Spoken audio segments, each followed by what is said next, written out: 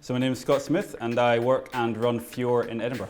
Today I'm going to be cooking Bavette of Scotch Beef from Kaisley Farm with poached native oysters, bone marrow carrot and seaweed emulsion. We get our Bavette of Scotch Beef in. It comes in slightly trimmed already, and what we do is we open it up. It's also known as flap of beef, and that's you see that from the appearance. It's got some very thin scraggly pieces at the edge and a really nice piece of muscle down the middle. So we trim off the scraggly pieces, and then the main part of the muscle, we then cut that into individual steaks ready for cooking. So the carrots, we get in really nice young new season carrots from Fantasy Farm, so just outside of Edinburgh in East Lothian. We get them in, we trim off the tops, and then we scrub the carrots clean. We keep the skin on, and then we heat in a pan some oil, a little bit of butter. We then add in some bone marrow, and then we continue to baste that. As soon as it starts to darken, we tip out that fat and we add in fresh butter and fresh bone marrow until the carrot's completely cooked. Very nice and soft inside, but very dark and toffeed all around the outside. For the oysters, we do this from fresh, so we shuck the oysters, we take them out and keep all the juices, strain the juices into a small pan, and then we melt some bone marrow separately, stir that into the oyster juice, and bring it up to a very, very low temperature. After that, we drop the oyster in and poach it very gently for about 2 to 3 minutes. So the sauce that we use for this is a reduced beef stock. It's purely roasted beef bones, water, and this is cooked for 24 hours.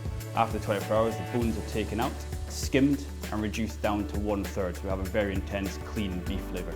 So the seaweed emulsion is typically a mayonnaise. We start off with 2 egg yolks and we add into that a kelp vinegar, which we make by getting fresh kelp. We dry that for 3 days and then lightly toast it and infuse that into a neutral vinegar. We then emulsify that with some kelp oil, which goes through the same process as the vinegar, and then we use some plain oil so it's not too intense. Once that's all emulsified, we then season it with a little bit of salt and some dried pepper dulse seaweed. So the beef, we get a frying pan, searing hot with a little bit of plain vegetable oil until it's lightly smoking. Drop the beef in with no salt to start with and get a really nice colour on all sides.